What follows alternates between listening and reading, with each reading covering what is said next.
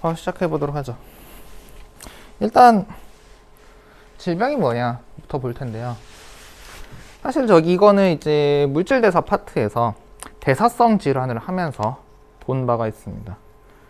그때 이제 물질대사 파트에서 물질대사에 장애가 일어나서 나타나는 질환을 이제 대사성 질환이라고 했었죠. 그래서 당뇨와 고혈압을 다뤄봤었는데, 그때도 얘기를 했습니다. 질병에는 크게 두 가지 타입이 있다 라고요.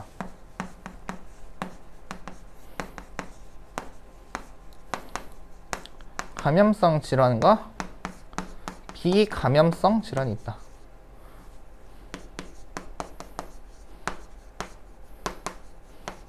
일단 질병이 뭐냐? 신체가 장애를 일으켜서 정상적인 기능을 할 수 없는 상태다. 그래서 우리 몸의 항상성이 정상적으로 유지될 수가 없다. 우리 몸이 비정상이라는 얘기죠. 정상이 아니라는 얘기입니다. 그래서 앞서 봤던 거는 비감염성 질환의 일환으로 대사성 질환을 본 것이죠. 물질대사에 이상이 발생하였다. 그렇지만 그 물질대사의 이상은 어떤 외부에서 들어오는 요인이 아니라 우리 몸 내부에서 어떠한 장애가 일어나서 나타나는 질병, 즉 대사성 질환을 봤었죠. 이번 파트에서는 이 비감염성 질환이 아닌 바로 여기 있는 이 감염성 질환에 대해서 볼 거예요. 즉 감염성 질환이 뭐냐?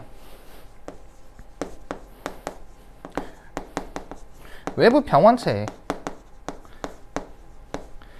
의한 질병이다.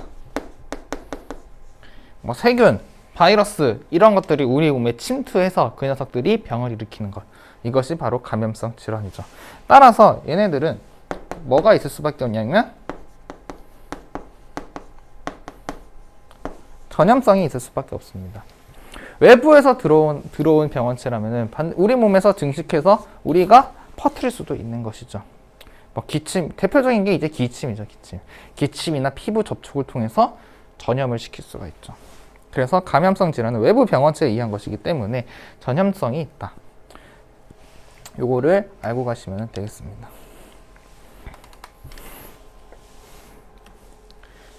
그래서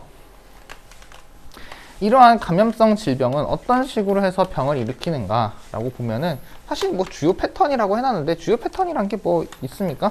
우리 몸에 감염이 되면 얘네가 우리 몸의 물질 대사에 어떤 이상을 발생시키게 되는 것이죠. 그로 인해서 병이 나타나는 것이고요. 기본적으로 병원체가 감염이 됐다. 감염이라고 하는 거는 외부 병원체가 우리 몸에 침투를 했다는 이야기죠. 그러면 이제 이 병원체들을 우리 몸에서 증식하고 기생하고 그렇게 살아가면서 그냥 지들끼리 그냥 살아가면 문제가 되지 않는데, 얘네가 이제 우리 몸의 세포나 조직을 파괴시키고 변형시킨다는 게 이제 문제죠. 그로 인해서 우리 몸에서 원활히 수행되어야 될 특정 물질 대사가 제대로 이루어지지 않는 것이고요. 이제 물질 대사 교란이라고 한다면은 물질 대사가 우리 몸에서 원활히 이루어지지 않는다. 물질 대사가 어떤 것들은 과활성되거나 어떤 것들은 억제되거나 이런 식으로 원래 정상적으로 물질 대사가 수행되어야 될 범주를 벗어났다. 그런 의미로 받아들이시면 될 것 같습니다. 그래서 우리 몸에 병이 생긴다 라고 이해하시면 될 것 같아요. 또한 병원체 자체가 세포나 조직을 변형시키고 파괴시킬 수 있어요. 세포 그 자체가 공격을 해가지고. 그렇지만 이제 바이러스 같은 애들은 우리 몸의 세포나 조직을 파괴시키는 형태로 많이 이루어지죠. 그렇지만 세균이나 곰팡이 이런 애들은요, 뭐 물론 걔네가 직접적으로 세포를 공격하기도 합니다만 이런 식의 공격을 많이 해요. 얘네가 우리 몸에서 기생하고 살면서 물질 대사를 지네도 이제 살려고 수행을 할 거 아니에요, 그렇죠? 그네가 물질 대사를 수행하면서 내뱉는 물질들이 있어요. 근데 그 물질들이 우리 몸에 해를 입히는 경우가 많습니다. 그런 경우를 통틀어서 우리는 독소라고 불러요. 톡식이라고 불러요. 독소. 그러니까 독소를 내뱉는 애들은 그 독소로 인해서 우리 몸의 세포가 이제 파괴되고 변형되거나 또는 이제 우리 몸에서 작용해야 되는 단백질들, 특히 효소 같은 애들이 제 기능을 할 수가 없게 되는 거죠. 효소가 제 기능을 못한다? 당연히 이게 그건 물질 대사의 교란, 물질 대사가 제대로 수행할 수 없음을 의미를 하고요. 그래서 병원체가 있으면 병원체가 직접 세포나 조직을 파괴해서 물질 대사를 이제 정상적으로 이루어지지 못하게 하거나 아니면 얘네가 독소를 분비해가지고 그 독소를 통해서 이제 물질 대사가 원활히 이루어질 수 없게 한다. 이렇게 이해하시면 될 것 같습니다.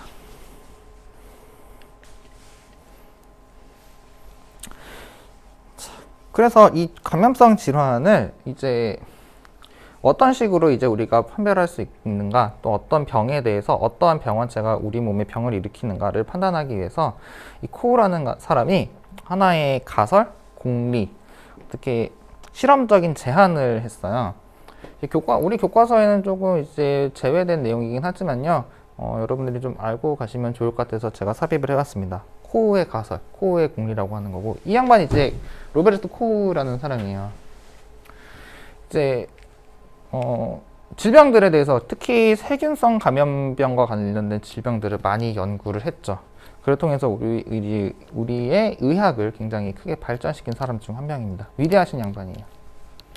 그래서 이 사람이 이제 세균과 관련된 감염성 질환을 연구를 하면서 이제 이런 식으로 특정 병에 대한 병원체를 특정할 수 있다라고 이제 실험적인 가설을 세운 게 바로 코우의 가설, 코우의 공리인데, 어떠한 질환에 대한 병원체를 특정하기 위한 실험 과정이다. 이렇게 이해하시면 될 것 같습니다. 4단계에 걸쳐서 이루어져 있어요. 1, 2, 3, 4번을 일단 보시면, 첫 번째, 미생물은 어떤 질환을 앓고 있는 모든 생물체에게서 다량 검출되어야 한다. 그리고 두 번째, 미생물은 어떤 질환을 앓고 있는 모든 생물체에게서 순수 분리되어야 하며 단독 배양이 가능해야 한다.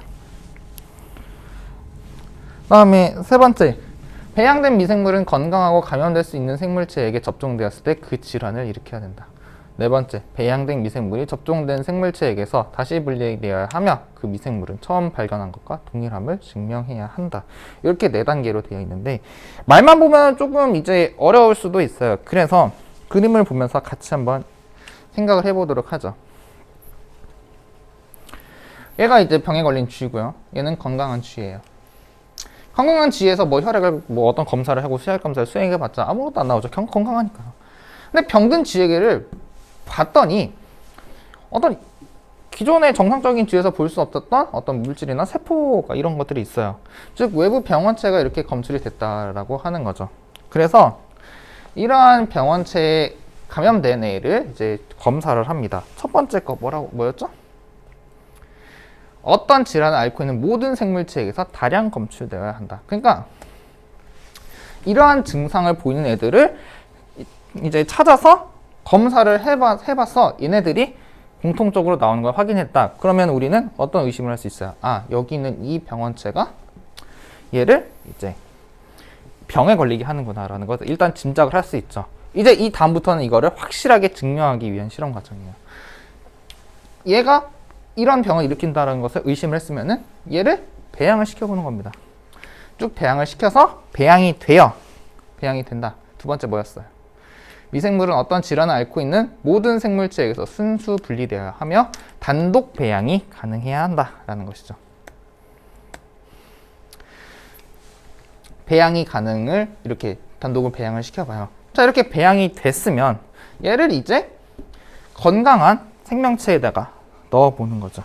이거를 건강한 생명체에다 넣었어요. 자, 세 번째는 뭐였습니까? 배양된 미생물은 건강하고 감염될 수 있는 생명체에게 접종되었을 때 그 질환을 일으켜야 한다라고요.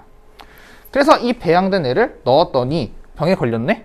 그런데 얘와 얘가 동일한 증상을 보여. 그럼 이제 우리가 조금 더 확신할 수 있죠. 아, 이 병원체는 이러한 병을 일으키는 녀석이구나. 좀 더 확신할 수 있고요. 이거를 더욱더 확신을 심어주게 하는 거는 여기서 다시 검사를 해서 생성된 병원체를 다시 배양을 시켜보는 거죠. 그래서 네 번째는 뭡니까? 배양된 미생물이 접종된 생물체에게서 다시 분리되어야 하며 그 미생물은 처음 발견한 것과 동일함을 증명해야 된다라고요. 즉, 여기서 생성된 병원체를 다시 이제 배양을 시켜봤을 때 이 녀석과 이 녀석이 동일하다라면은 완벽하게 입증이 된 거죠. 여기서 발견된 이 병원체는 이 병을 일으킬 수 있다는 것을 확실하게 증명할 수 있는 겁니다. 정리를 하면은 코우의 공리를 통해서 특정 병원체가 특정 질병을 일으킨다는 것을 증명을 할 때 먼저 병에 걸린 녀석들을 수집을 해서 검사를 해서 거기서 발견된 병원체를 배양을 시킵니다. 배양된 애를 건강한 애에다가 주입해서 병을 일으키는지 검사를 해보고 병이 일어났다면은 여기서 생성된 병원체를 다시 배양을 시켜봤을 때 이 녀석과 이 녀석이 동일하다면 그러면은 얘는 이러한 병을 일으킬 수 있다는 것을 확실하게 증명할 수 있다라는 이야기입니다. 이게 이제 코우의 가설이에요. 물론 이 코우의 가설도 뭐 모든 병원체에 다 적용을 시켜볼 수는 없죠. 일단은 단독 배양이 가능하다라는 점에서 이제 기본적으로 병원체가 생명체여야지만 가능하다는 맹점이 있죠. 그렇지만 병원체는 좀 이따 보시면 알겠지만 생명체만 병원체가 있는 건 아니에요. 그래서 코우의 가설도 모든 병원체에 대해서 들어맞는 것은 아니지만 어쨌든 이러한 실험 과정을 바탕으로 이제 특정 병원체가 특정 병을 일으킬 수 있다라는 것을 증명할 수 있다. 그것이 코우의 가설입니다. 자, 그러면 이제 본격적으로 우리 몸에 병을 일으키는 병원체들이 무엇이냐라는 것을 보아야죠. 자, 일단 병원체라고 한다면 제가 지금까지 계속 병원체 이름을 썼는데 병원체라고 한다면은 우리 몸에서 병을 일으키는 어떤 모든 것을 통칭하는 이야기예요. 생명체만을 이야기하는 것도 아니고요. 우리 몸의 생명체 말고도 또 다른 여러 요인이 우리 몸에 이제 병을 일으키는 요소들이 많죠. 그런 것들을 통틀어서 우리는 병원체라고 그럽니다. 그래서 교과서에 설명되어 있는 것 중에서 가장 첫 번째 병원체는 바로 세균을 이야기하고 있습니다. 여기는 세균 있죠. 자, 이제 세균, 이 녀석이 세균인데 다른 말로 하면 원핵생물이에요. 자, 기본적으로 세균이라고 하면은 생명체고요. 이렇게 생겼어요. 생명체라고 한다면 얘는 일종의 세포라는 이야기죠. 그렇죠? 기억하실지 모르겠지만 생명체의 조건에 해당하는 세 가지가 있습니다. 첫 번째는 유전 물질이고요. 두 번째는 막성 구조물이고요. 막구조, 세포막과 같은 구조물. 그다음에 우리 몸에서 물질 대사를 일으킬 수 있는 단백질 성분이 포함되어야 된다. 즉 효소가 있어야 된다는 이야기죠. 이 녀석은 이제 핵에 쌓여져 있지 않지만은 DNA를 갖고 있습니다. 이렇게 뭉쳐진 DNA, 유전 물질을 갖고 있어요. 또한 세포막도 존재를 하고요. 구획화할 수 있는 세포막도 가지고 있고요. 또한 얘네들은 자체적인 효소들을 갖고 있습니다. 물질 대사를 수행할 수 있는, 에너지 대사를 수행할 수 있는 효소들을 갖고 있어요. 리보솜이 있는 것으로 이것을 이제 확인할 수 있죠. 그래서 이 녀석은 유전 물질도 있다, 세포막도 있다, 그리고 효소를 통해서 물질 대사를 할 수 있는 엄연한 생명체입니다. 다만 우리가 일반적으로 아는 세포는 이런 구조를 띠고 있잖아요. 그렇죠? 핵이 있고 뭐 소포체가 있고 골지체가 있고 여러 가지 세포 소기관들이 모여 있는 세포들만을 주로 봐왔어요. 이 녀석은 그런 세포 소기관은 없습니다. 그래서 얘네들은 핵이 없어요. 막성 세포 소기관이 없어요. 즉 굉장히 원시적인 핵의 형태를 갖고 있다 그래서 얘네들을 원핵생물이다 뭐 이렇게 이야기를 하기도 합니다. 하지만 엄연한 생명체라는 거. 막성 세포 소기관이 없기 때문에 굉장히 구조가 단순하고요. 이제 우리가 일반적으로 생각하는 이러한 세포는 진핵세포라 그래요. 진핵세포. 이런 것보다 구조가 단순하기 때문에 당연히 크기가 작을 수밖에 없죠. 다른 구조물들을 보시면은 선모, 편모 있죠. 얘네들은 뭐 선모라고 하기도 하는데 얘네들은 이제 이런 세균의 운동성, 즉 이동할 때 주로 사용되는 녀석들이고요. 그다음에 피막과 세포벽은 그냥 이제 이 세균을 보호하기 위한 어떤 이제 껍질이라고 보시면 됩니다. 식물체에 있는 세포벽과 비슷한 기능을 해요. 물론 구성 성분은 다르지만. 어쨌든 이런 피막과 세포벽은 이 세균이 외부 환경에 대해서 보호할 수 있는 일종의 배리어를 형성해 준다라고 생각하시면 됩니다. 어쨌든 이게 세균이고요. 이러한 특징들이 있다. 이러한 세균들이 어떠한 병들을 일으키느냐? 사실 굉장히 많죠. 여기 제가 이렇게 쭉 써놨는데 뭐 이거 말고도 굉장히 다양한 질병들을 사실 일으키죠. 얘네들은 그 중에서 극히 일부에 해당하는 것들이고요. 그럼 이러한 세균성 질환을 치료하는 방법은 뭐가 있는가? 항생제를 처리하는 것이죠. 항생제라고 하면은 이제 세균의 사멸과 생장, 번식을 억제하는 대표적인 약제다라는 것이죠. 항생제라는 단어를 못 들어본 사람은 없을 거예요. 그리고 우리 주변에서도 굉장히 흔하게 쓰이는 약제고요. 대표적인 항생제, 페니실린 안 들어보신 분들은 없죠. 이제 세계 최초의 항생제. 그 다음에 일상생활에서 많이 쓰이는 것들은 바로 피시드단 나트륨. 뭔지 아시죠? 네. 네오마이신. 이거는 여기 많이 들어있습니다. 새살이 솔솔 돋는 그 연고에 많이 들어있습니다.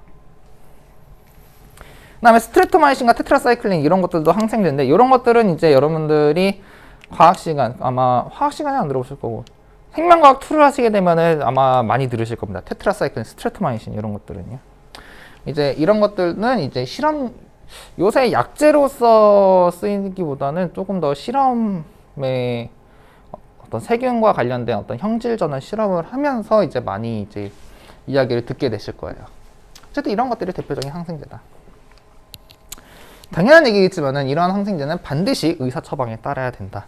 의사가 언제까지 항생제 어떻게 드세요라는 것을 반드시 지켜줘야 한다. 그렇지 않으면은 항생제 내성균 발생 확률이 증가하더라. 제대로 균이 퇴치되지 않은 상태에서 항생제 공급을 중단하게 되면 그 항생제가 내성을 가질 수 있는 확률이 높아지게 되더라. 그 항생제 내성균이 번식하게 되면은 기존의 항생제로는 이제 퇴치할 수 없다. 또한 이제 만약 항생제를 너무 과도하게 썼다, 아니면은 항생제를 쓰지 말아야 할 곳에 항생제를 썼다라고 하면은 기회감염의 증가를 기회감염을 통해서 다른 어떤 합병증들이 올 수 있습니다. 기회감염에 대한 얘기를 하자면요. 우리 몸의 장이라든지 피부에는 굉장히 많은 세균이 살고 있어요. 정상 상태에서도요. 굉장히 많은 세균들이 살고 있습니다. 자, 요렇게 장 상피나 요렇게 이제 피부가 있으면요. 여기에 이제 세균들이 이미 많이 살고 있어요. 이렇게 이미 많이 살고 있어요. 근데 얘네들은 우리 몸에 특별히 어떤 해를 끼치지 않아요. 이미 우리 몸과 공생관계를 유지하고 있다라고 이야기할 수 있는 거죠. 별다른 해를 끼치지 않거나 아니면 이런 식으로 이득을 줍니다. 얘네들은 우리 피부에서 나는 어떤 뭐 각질이란지 그런 것들을 주로 먹고 사는데, 아니면 이제 뭐 장 같은 경우는 우리 몸으로 이제 우리가 섭취해서 먹는 음식물들이 장으로 흘러갈 때 거기에 나오는 이제 애들을 가지고서 이제 물질 대사를 하고 살아가는 에너지를 얻고 이렇게 하는 경우가 많습니다. 그리고 얘네들은 이제 우리 피부, 우리 몸이 얘네들의 삶의 터전이잖아요. 그래서 외부 병원체들을 이제 배척하는, 그래서 이제 병에 걸리지 않는 이런 효과도 갖고 있어요. 그렇지만 항생제를 처리하게 된다. 항생제를 막 쓴다, 막 처리한다 라고 한다면은 이런 세균들이 어떻게 되겠어요? 얘네 세균도 죽인단 말이에요. 물론 항생제 같은 경우는 이제 특정 균을 죽일 수 있는 항생제도 분명히 있지만은 항생제가 뭐 그런 거 따집니까? 얘가 항생제가 뭐 화학 물질인데 뇌가 있는 것도 아니고요. 항생제를 처방하게 되면 얘네들도 같이 죽어요. 왜? 세균을 죽이는 약제니까. 얘네가 죽어. 그럼 여기가 뭐가 됐어? 무주공산이 됐어요. 이제 여기 살던 세균들이 없어졌어. 근데 여기에 유해균이 자리를 잡게 된다? 그럼 얘는 이제 더 이상 얘를 막을 수 있는 애가 없는 거지. 그럼 얘네가 여기서 증식하게 되고, 얘네가 증식하면은 여기에 질병이나 염증을 일으키게 되고, 이런 패턴. 요게 이제 기회감염이라는 건데요. 이제 이런 항생제를 잘못 이제 의사 처방 없이 막 썼다가는 이런 식으로 인해서 이제 더 큰 어떤 병에 걸릴 수도 있다라고 하는 거. 그래서 반드시 항생제는 어떻게 한다? 반드시 의사의 처방을 받아서, 제발 의사가 언제까지 드세요라고 하는 거 딱 지키고, 언제 드세요, 이만큼 드세요, 정량 딱 지키고 그렇게 드셔야 된다라고 하는 거. 이미 여러분들은 다뤄본 기억이 있을 겁니다. 자, 다음은 바이러스입니다. 바이러스도 여러분들 이미 다뤄본 적 있죠. 일단 이 바이러스라고 하는 것을 다시 이야기하면은, 바이러스는 생명체가 아니다? 생명체가 아닙니다. 생명체가 아니. 이제 우리 몸속 다른 세포나 어떤 다른 생명체에 기생했을 때는 생명체의 특성을 띨 수는 있지만 생명체는 아니다. 왜냐? 유전 물질 갖고 있어요. 근데 막구조 없어요. 물론 이제 막구조를 갖고 있는 어떤 바이러스도 있긴 합니다만은 가장 큰 특징은 얘네 자체적으로 물질 대사를 하지 못합니다. 즉 에너지 대사를 할 수 있는 그러한 효소들이 없다는 이야기죠. 물질 대사를 못하기 때문에 얘네들은 생명체로 분류하지를 않습니다. 얘네가 물질 대사를 하려면은 반드시 숙주에 기생을 해야만 해요. 그리고 그래서 얘네도 유전 물질을 갖고 있는 이유가 얘네가 증식을 하기 위해서인데, 증식이라고 하는 거 결국 물질 대사죠. 얘네가 증식하려면 당연히 반드시 숙주세포가 있어야만 한다. 이제 바이러스의 구조를 조금 더 천천히 뜯어볼게요. 일단 안에 이제 여기 유전 물질이 있습니다.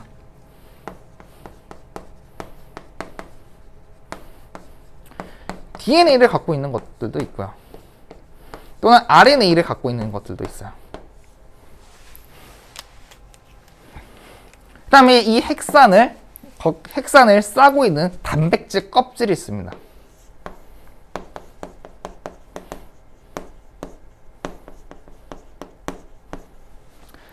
이거를 캡시드라고 그래요. 캡시드.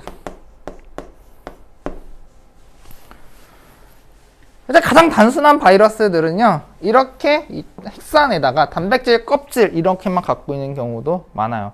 하지만 우리 몸에 감염되는 이런 바이러스들은 여기에다가 하나의 껍질을 더 갖고 있어요. 이제 이 단백질 껍질 바깥에 하나의 층이 더 있죠. 요거를 이제 외피라 그러는데요. 바이러스 외피라 그러는데, 얘네는 세포막 성분으로 되어 있는 경우가 많아요.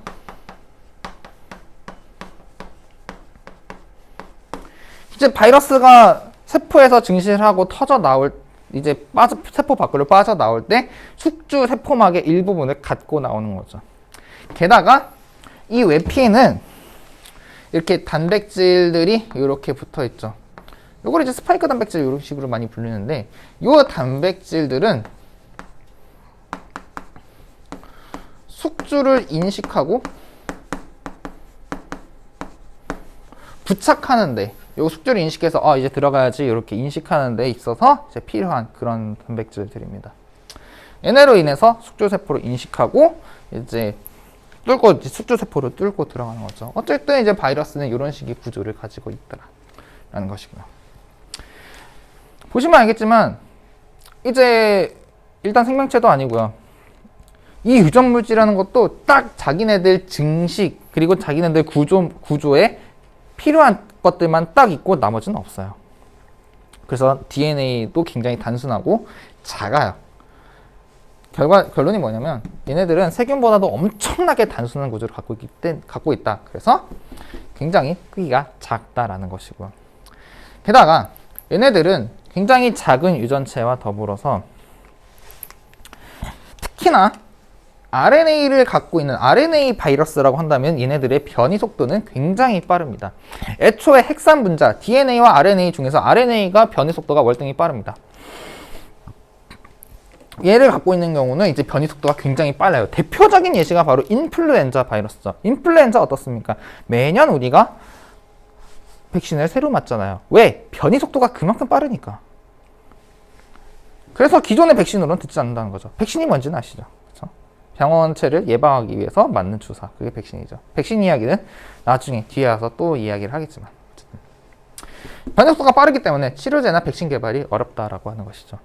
자, 지금 코로나 바이러스 지금 2020년이죠. 지금 한창 유행 중인데, 코로나 바이러스에 대한 어떤 치료제나 백신 개발 어려운 이유 중 하나가 바로 이러한 변이 때문이죠. 자꾸 이제 변하니까 이제 어떻게 이제 치료제를 만든다 하더라도 얘네가 변이한다. 물론 그 밖에 다른 여러 가지 이제 치료제를 만들기 어려운 그런 원인은 많지만, 대표적인 이유 중 하나가 이러한 잦은 변이 때문에 일어날 수 있다라는 거 알고 가시면 되겠습니다. 자, 그래서 지금 보시는 그림은요, 이제 바이러스가 우리 몸에 침투를 했을 때 어떻게 해서 얘네가 이제 증식을 하고 밖으로 빠져나온, 즉 바이러스의 일종의 생활사를 보여주는 그림이죠. 인플루엔자를 예시로 들어줬네요. 겉에 있는 단백질 껍질 바깥에 외피가 있다 했죠. 이 외피에는 이제 숙주를 인식할 수 있는 이런 단백질들이 있다. 얘네가 숙주를 인식하면은 이제 바이러스가 숙주세포에 결합해서 안으로 들어올 수 있다. 그럼 이제 들어오면은 얘 안에 있는 유전체가 이제 밖으로 빠져나옵니다. 외피랑 단백질 껍질 캡시드 안에 있는 유전체가 밖으로 빠져나오죠. 바이러스 같은 경우는 이제 자체적인 물질 대사를 할 수 있는 효소가 없지만은 이제 밖으로 나오면은 자신의 유전체를 복제하고 이제 발현시킬 수 있는 이러한 이제 효소들이 풍부하게 존재를 하게 되는 거예요. 숙주세포 안에서는. 그럼 이제 이 바이러스 유전체가 이제 자기 유전체를 복제를 하고, 또한 여기서 내 구성 성분, 즉 단백질 껍질 외피에 붙어 있는 이런 이제 인식 부착 단백질들을 이제 발현을 시키게 되는 것이죠.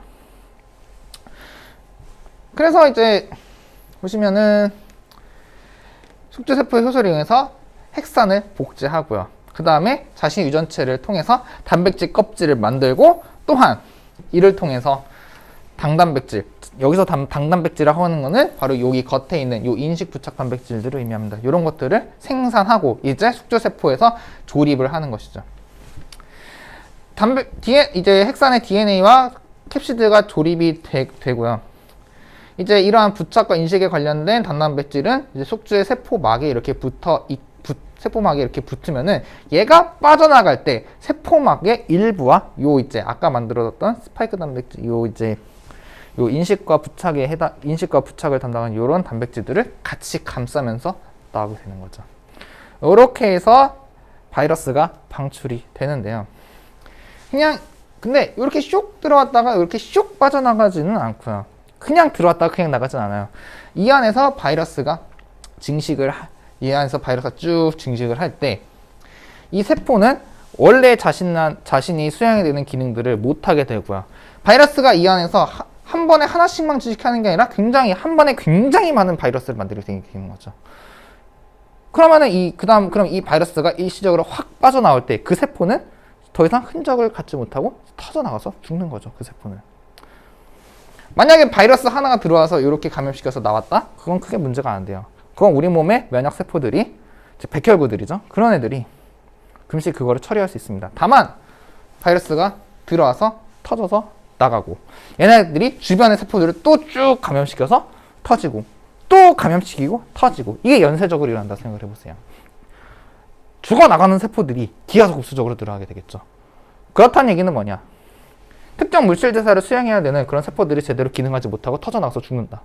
제대로 물질 대사가 이루어질 수 없다. 결론은 병에 걸린다.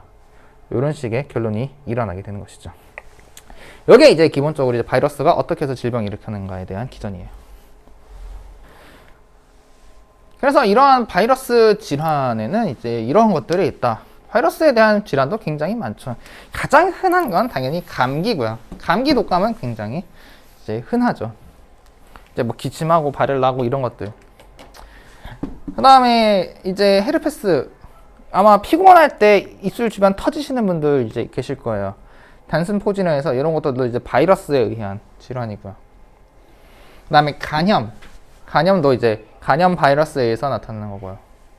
그 다음에 또 우리가 쉽게 주변에서 볼 수 있고 쉽게 걸리는 게 또 사마귀가 있어요. 사마귀 같은 경우도 바이러스의 질환 중 하나죠. 그 바이러스 질환 중에서 좀 유명하다고 하면은 당연히 이제 에이즈 이런 것들이 있을 거고요. HIV라고 하는 인간 면역계피 바이러스에 의해서 나타나는 질병인데 요거는 뒤에 가서 추가로 다루겠습니다. 에이즈는. 그 다음에 요새 가장 핫한 게 뭡니까? 바로 코로나 바이러스죠.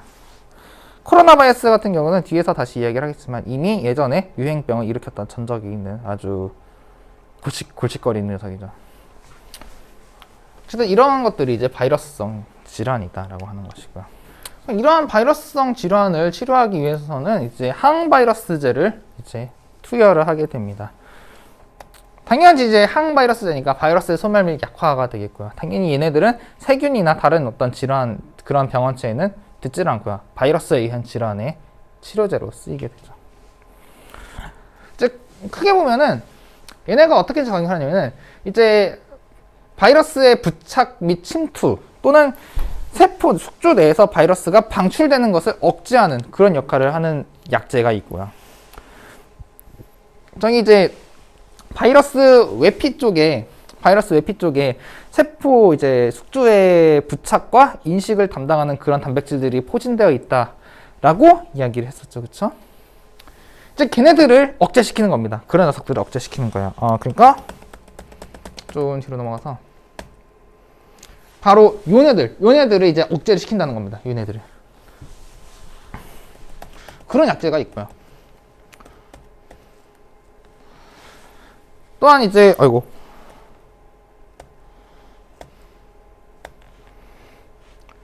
이렇게요. 또한 이제 증식을 저해한다. 즉 제대로 핵산 합성, 즉 유전체 복제, 유전체 발현이 이루어지지 않는 형태를 해가지고 이제 바이러스의 증식을 억제하는 이런 형태의 약제도 있습니다. 대표적인 항바이러스제라고 한다면요, 이제 가장 유명한 거 오셀타미비르. 이제 제약명은 아시죠? 독감 관리 때 먹는 거. 그다음에 아시클로버 같은 경우는 헤르페스가 이제 올라왔을 때, 수포가 발생했을 때 거기 바르는 연고로 많이 알려져 있습니다. 아시클로버 같은 경우는. 어쨌든 이런 것들이 대표적인 항바이러스제다라는 것을 알고 계시면 되겠습니다. 여기까지 이제 바이러스에 대한 얘기를 해봤어요. 다음은 이제 원생동물과 진균, 곰팡이에 대한 얘기인데요. 일단은 얘네들은 바이러스 또는 세균과는 좀 다르게 얘네들은 진핵세포로 이루어진 병원체예요. 진핵생물은 이제 아까 얘기했듯이 세포 속에 안에 존재하는 그런 세포들을 의미한다라고 했었죠. 즉 핵과 세포 속에 안이 갖춰진 그런 형태의 세포다. 그리고 그렇게 이루어진 그런 진핵세포로 이루어진 생물을 진핵생물이라고 하는데, 이 원생동물 같은 경우는 단세포 진핵생물에 해당이 되고요. 진균, 이제 균류라고 하는 것들 있죠. 이제 곰팡이나 버섯의 일종인데요. 걔네랑 친척이에요. 다세포 진핵생물에 해당합니다. 그래서 원생동물 같은 경우는 뭐 이런 것들이 있죠. 뭐 이런 것들이 있다. 집신벌레, 아메바 이런 것들이 대표적인 원생동물이고요. 그다음에 진균, 균류 같은 경우는 요거 이제 포자 번식할 때는 포자낭을 이제 묘사한 그림 같은데, 어쨌든 이런 식의 균류 형태를 균류, 곰팡이 이런 것들의 형태를 띠고 있다. 주로 이제 균사의 형태를 많이 띠고 있죠. 실 같은 형태. 혹시나 하는 얘기지만 얘네들은 식물과는 다릅니다. 식물이랑 구조 자체, 구성, 이제 유전체라든지 어떤 구조 자체가 많이 다르다. 이러한 원생동물에 의한 감염 질환에는 이제 이런 것들이 있다. 말라리아 가장 대표적인 원생동물 감염 질환이고요. 뭐 이질, 뭐 수면병 이런 것들이 있다. 그다음에 진균에 대한 거, 곰팡이와 관련된 거 가장 유명한 게 무좀이죠. 무좀. 가장 유명한 게 무좀이고요. 그다음에 백선 같은 경우도 많이 이제 백선 이제 허옇게 이제 뜨는 그런 병이 있어요. 피부가 붉어지면서 하얗게 뜨는 거, 이런 백선, 또는 이제 우리 몸에 이제 공생균 중에 하나로 이제 칸디다 균이라는 게 있는데, 이제 그 녀석들이 기회 간염을 통해서 이제 올라올 때가 있어요. 그런 것들, 칸디다증 이런 것들도 이제 진균에 의한 질환이다. 이렇게 이야기를 할 수 있죠. 이제 진균성 질환은 어떻게 치료하냐면은 항진균제라고 하는 약제들로 처리를 합니다. 뭐 당연하겠지만은 진균의 소멸 및 증식을 억제하는 그런 이제 약제고요. 대표적인 항진균제로서 이건 뭐 대부분의 무좀약들이 여기에 해당합니다. 뭐 무좀약 하면은 항진균제예요. 그래서 뭐 이런 것들, 테르비나핀, 뭐 클로트리마졸, 시클로피록스 한 번쯤은 다 들어보셨던 그런 약제들일 겁니다. 네. 대표적인 항진균제들이고요. 그다음에 원생동물 질환 치료제도 이제 있긴 있는데, 원생동물 질환 치료제를 한꺼번에 싸잡아서 부르는 용어는 아직까지도 없는 걸로 알고 있습니다. 다만 이제 아까 봤던 말라리아 같은 경우는 클로로킨이라고 하는 약물로 이제 치료를 할 수 있고요.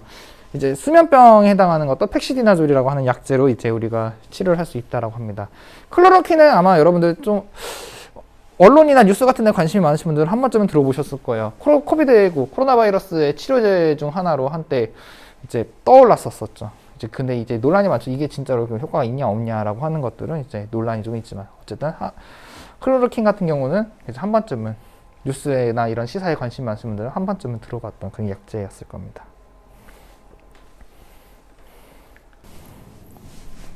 이제 다음 이제 프라이온이라고 하는 단백질인데요. 단백질성 병원체다 라고 이야기했죠. 단백질 자체가 병원체가 된 케이스가 여기 있습니다. 물론 이거를 병원체로 봐야 되냐 말아야 되냐는 좀 논란이 어느 정도 있다라고 하긴 하는데, 어쨌든 이 프라이온이 우리 몸에 있어서 이제 병을 일으킨다라고 하는 것들은 이제 밝혀진 사실입니다. 정확히 얘기하면 프라이온이라기보다는 변형 프라이온이 이제 병을 일으킨다고 하는데, 혹시 어렸을 때 광우병 사태를 기억하시는 분들이 있을런가 모르겠어요. 광우병 사태로 인해서 이제 확 떠오른 그런 이제 단백질 중 하나죠. 그러니까 정상 프레온이 있고요. 변형 프레온이 있고, 이 프레온이라고 하는 거는 이제 신경계를 구성할 때 좀 이렇게 중요한 역할을 하는 단백질이다라고 알려져 있습니다. 근데 이제 만약에 잘못 접혀, 단백질이 기본적인 기능을 하려면은 이렇게 접혀야 돼요. 아미노산 사슬이 쫙 이렇게 있으면 얘네가 이제 잘 접혀서 기능할 수 있는 형태로 잘 접혀야 되는데, 근데 이게 이제 변형 프레온은 정상 프레온에 비해서 좀 잘못 접혔다라고 보는 거죠. 잘못 접힌 이상이 있는 그런 단백질인데, 얘가 이제 그냥 있으면 모르겠는데 자꾸 이제 정상 프레온을 변형 프레온으로 변화를 시킨답니다. 그래서 변형 프레온이 정상 프레온을 접촉하면은 정상이었던 게 변형된 프레온으로 바뀌고, 얘네가 계속적으로 연쇄적인 반응이 계속 일어난다면은 결국은 이제 프레온이 이제 신경계에 주로 이제 신경계에 많이 존재를 하고 신경계 구성에 큰 역할을 한다라고 알려져 있다라고 했었죠. 그러니까 변형 프레온이 계속 지속적으로 발생한다라고 하면은 분명히 신경계에 이상이 생긴다는 얘기입니다. 신경세포가 파괴되고 제대로 기능을 못하고 이런 형태가 나타난다. 그래서 이제 변형 프레온이 이제 계속 축적되게 되면은 신경세포가 파괴돼서 여러 가지 신경계의 증상 발현이 나타난다. 이렇게 이야기를 하죠. 그래서 광우병에 걸린다면은 이제 뇌가 스펀지처럼 이제 구멍이 송송 뚫린다 라는 어떤 그런 얘기를 들어보셨을 거예요. 그게 이제 신경세포들이 파괴돼서 이야기가 되는 것이고요. 이러한 프라이언스한 질환 한 가지만 좀 꼽자면은 크로이츠베트 야코병이라고 해가지고 이렇게 사진이 있어요. 이게 뇌 사진인데요. 여기 컨트롤이 되죠. 여기 대족이라는 게 이게 정상이라는 소리죠. 얘에 비해서 뇌의 크기라든지 어떤 뇌 주름 이런 것 쪽이 굉장히 위축이 돼 있죠. 이 녀석에 비해서 굉장히 위축된 걸 볼 수 있습니다. 신경세포가 파괴됐기 때문에요. 변형 프레온에 의해서 신경계의 파괴가 일어났기 때문이다. 뭐 다른 말로 인간 광우병이라고 한다라고 이야기를 하는데, 어쨌든 이것도 이제 프레온에 의한 이제 질환이다라고 알려져 있습니다.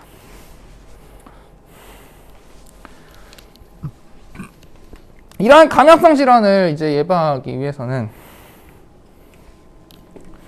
그냥 여러분들 다 이제 아시죠? 만약에 이제 특히나 요새 호흡기 증상과 관련해서 기침이나 이제 그런 게 나오면 당연히 손수건이나 입을 이렇게 가려서 해야 된다. 퍼지지 않도록 마스크를 반드시 착용을 하시고, 손을 자주 씻으시고, 특히나 이제 물이나 음료 같은 경우는 이제 반드시 끓여 먹어라. 세균이나 이런 것들이 서식할 수 있기 때문에. 세균 같은 경우는 이제 열 끓이면은 대부분 다 죽으니까요. 그 다음에 모기나 각종 해충, 벼룩이나 진드기 이런 것들에 물리지 않도록 조심하고요.